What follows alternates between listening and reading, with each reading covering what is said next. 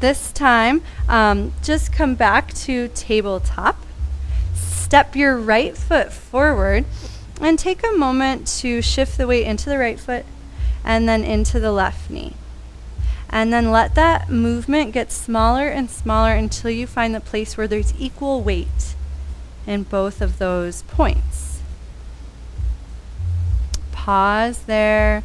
Take a breath and push down into the hands to start to round the spine, hollow body, just like we've been practicing. But then lift the back knee and let that allow you to increase the rounding in the spine more at the low back. We don't want to round too much in the upper back. It's already pretty rounded. And then gently lower the back knee, traction the hands back to lengthen the spine. You can think neutral or slight extension, but not as dramatic as up dog. And then we'll repeat that. So use the exhale to lift the back knee and round the spine. And use the inhale, push into the ball of the back foot, rolling forward, set the knee down, lengthen the spine. Let's do one more.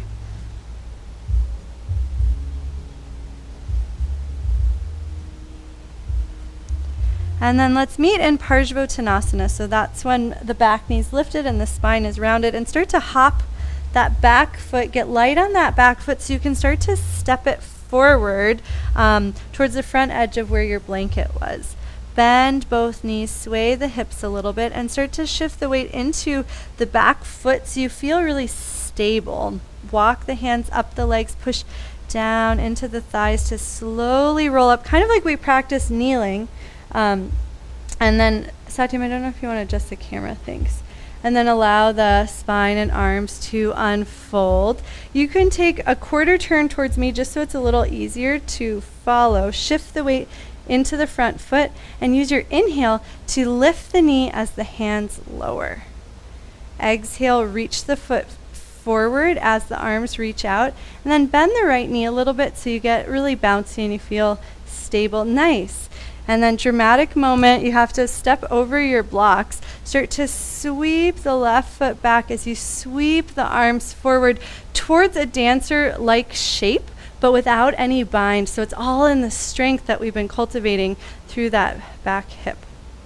Let's repeat that again. So the inhale draws the knee forward and the arms down. Exhale, reach out, kicking through the heel, and then big dramatic inhale, bend the right knee and start to glide the left foot back, opening the front of the left hip. Set the left toes down, turn slightly so those blocks are right there for you again, and start to melt over the front leg. The hands can stay on the thighs or go down to the blocks, and let's actually lift the blocks to the highest height now. From here, start to sway the hips from side to side. And then bend the front knee. For me, I have to walk my blocks a little ahead of where they were so they're in front of the foot. Start to shift the weight into the front foot. Pay attention to your neutral pelvis and play with hovering the back leg just like we've been practicing in different positions. Take a few pulses here. And then the next time the toes come down, shift the weight into the left hand, bend the right knee generously and start to circle the right hand forward, up, and back.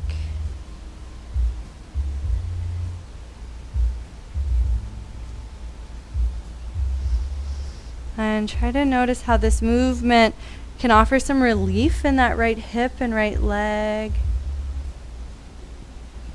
And the next time the right hand comes down, step back to a plank on high blocks and start to push into the hands to send the hips up and back. You might need to walk the blocks in a little bit, but this should feel like a really nice, easy down dog.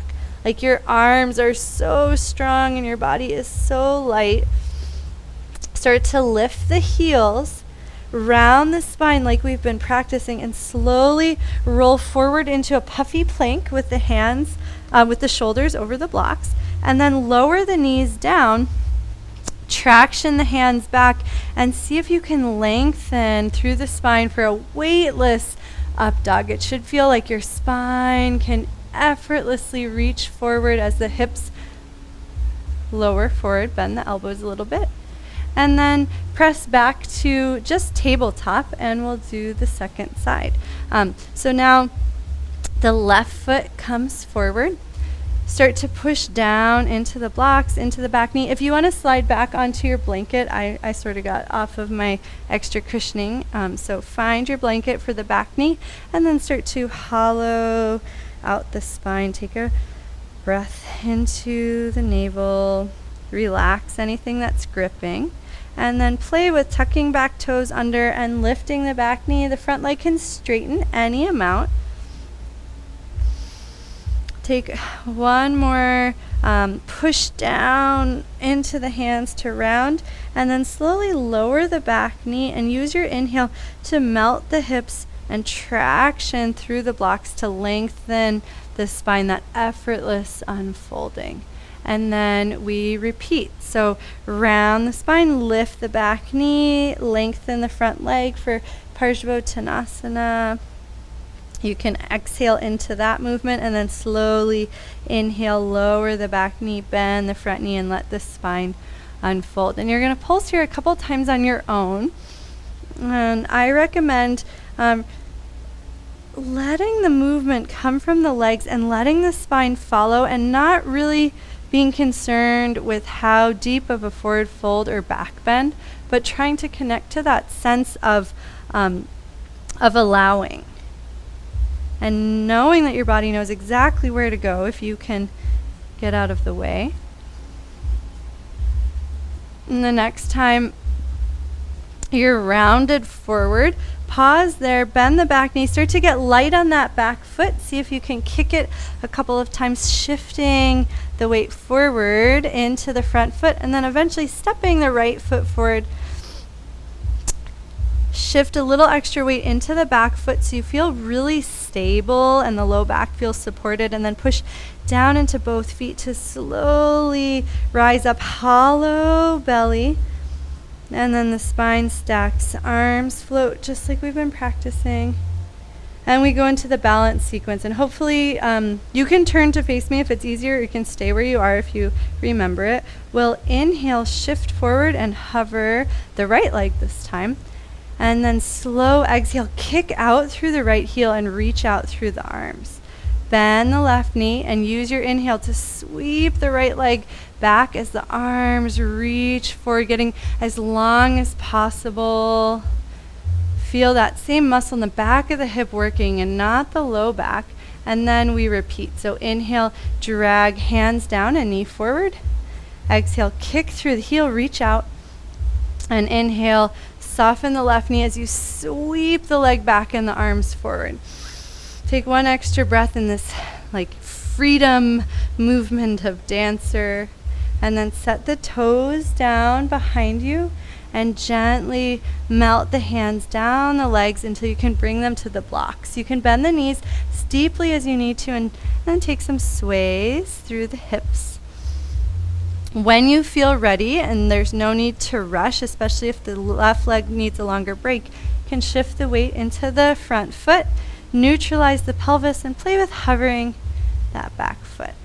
Take a couple of pulses. Notice the warmth being created in the standing legs, stabilizing the pelvis. The next time the right toes come down, shift the weight into the right hand, circle the left hand forward, up, and back, and take a couple of moments here. If you want to, you can play with extending the left leg as the arms circle, but you don't have to. And the next time the left hand comes down, step back to plank pose. Start to push into the hands, heading into our weightless down dog. Move where the blocks are. If it doesn't feel easy, walk the blocks closer to you. Soften through the knees. And then start to lift the heels and round the spine and push down into the balls of the feet. And notice if that helps you get more of that hollowing. Push down into the hands so you come forward. Set the knees down. You might need to walk the blocks forward slightly so you have enough space to gently send the hips forward and allow the spine to unfurl. It should feel there shouldn't be any pressure in your low back here. So just check in with that. Can even help to wag the tail a little bit. If you can't wag the tail, it means you might be a little stuck in the low back. And then let's send the hips back to the heels. You can keep the hands on the blocks at the highest height, or you can lower the blocks, which is what I'm doing, and take a moment to pause and rest and recenter, coming back to your intention. And just like we've been practicing in our poses, see if you can feel that center point of your intention. And imagine just like planting it like a seed and letting go of it, not gripping it, not clinging to it.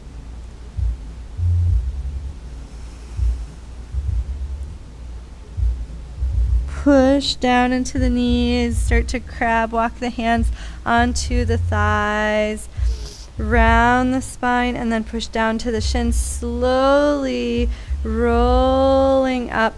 This time as the hands float up and overhead, take the right hand and add a nice easy spiral. The hips can lower, and we'll pause, and then we'll repeat that from center, rounding the spine, and then inhaling up and letting the left hand circle over to the left, and then lowering the hips down into a modified Bharadvajasana. And then rise all the way up. Set your blocks up to the highest height and step your right foot forward. Make some gentle circles with the pelvis, and then circle the opposite direction. Try to keep the big toe anchored. Notice if that's hard. Anchoring the big toe is going to help with balance. And then tuck the back toes under and start to push down into the blocks to round the spine. As you're ready, lift the back knee. Start to play with lengthening the front leg, and push into the blocks to lengthen not just the spine, but all the way down through the back of the left leg. And then bend the right knee, shift the weight forward, and start to bounce the back foot, bringing it up a little closer. You can play with those leg lifts from before. Take a couple of leg lifts. And then let the back leg land a little bit closer to you so we can transition up to standing like we did before, and move really slowly here. Push down into the feet and notice how little you can do to force this, and how just pushing into the feet allows the body to come up effortlessly. And we'll come into that balancing sequence. So shift the weight into the right foot. Inhale, elbows down, left knee lifts. Exhale, kick into the heel, reach out, and then big dramatic inhale, bend the right knee and sweep the leg behind you as you reach forward. This time, pause in your dancer. We've done a lot of prep for Virabhadrasana 3, so take some bounces in the right knee. And then start to play with kicking the left leg back and sweeping the arms back. You can stay here as long as you want, and if that's not very long, you can lower the back toes down and bring the hands to the block at any time. So play with what the body is craving and desiring. And then when you're ready to release the back, foot comes down, the hands come to the block. Gentle sway with the hips. And then gently lower the back knee. Hopefully it's landing towards the blanket. Push down into the back knee to slowly stack one vertebra at a time to a nice big opening. Push down into the left knee so that you start to sway slightly to the right. If it feels good, you can reach the right arm back towards the left heel. Keep lengthening up with the left hand. So it's more an experience of lift. And then release the hands down to the blocks. Step the right foot back. And it's up to you. You can take a rest in Bhaktasana, or take one of our anti-gravity waving vinyasas, whatever the body is craving. If you want a little extra, you can add that tricep dip at the top. And then without rushing, we'll eventually meet in tabletop, but take your time enjoying where you are. And we'll do the second side. So shift the weight into the right knee, step the left foot forward this time.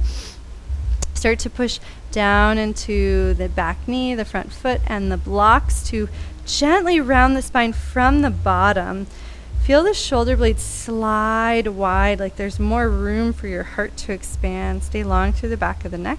And then start to lift the back knee and straighten the front leg, letting the spine lengthen. Take a couple of breaths here. Stay soft. Notice if you're pushing into an end range and see if you can release that tendency and just be okay being a little softer. And then we bend into the front knee, shift the weight into the front foot, and start to play with hovering the back leg. As the back leg lifts, see if you can lengthen through the spine, making a connection from the leg all the way up to the crown of the head. And then let the back leg step a little closer to you. Bend both knees so you're in a little crouch. Equal weight in both feet. Push down into the feet, either with a straight spine or that nice curve we've been practicing. Slowly come all the way up. Let the arms follow. Find a drishti. You can gaze at the image that you drew on your intention. Slightly shift the weight into the left foot and use your next inhale to lift right knee and draw the elbows down. Exhale, kick the heel forward, stretch the arms back. And then inhale, bend the left knee, sweep the right foot back, and reach the arms forward. Pause in dancer pose.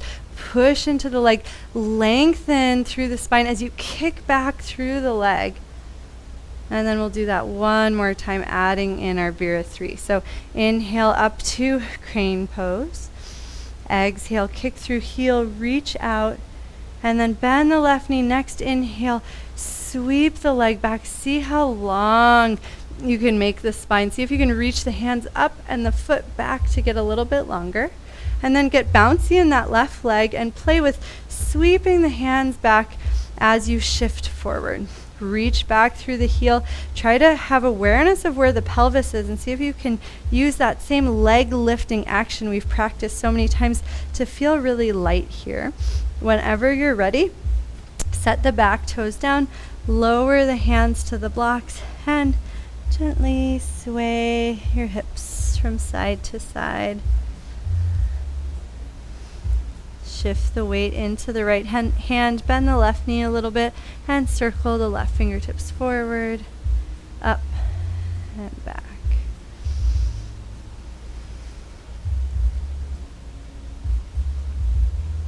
And then lower the left hand to the block, step back to plank, and it's up to you. You can take your resting pose with the extra stretch, or take a weightless down dog, roll. Then you can always change the level of the blocks to be as comfortable as possible for your spine.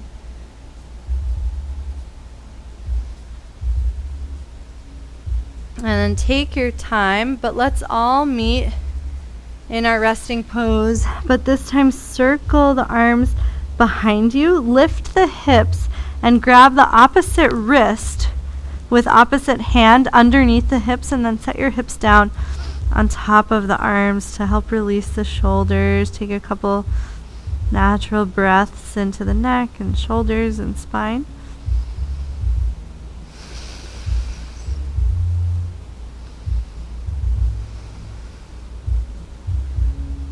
Release the hands, push down into the shins to slowly roll up, and pause at kneeling.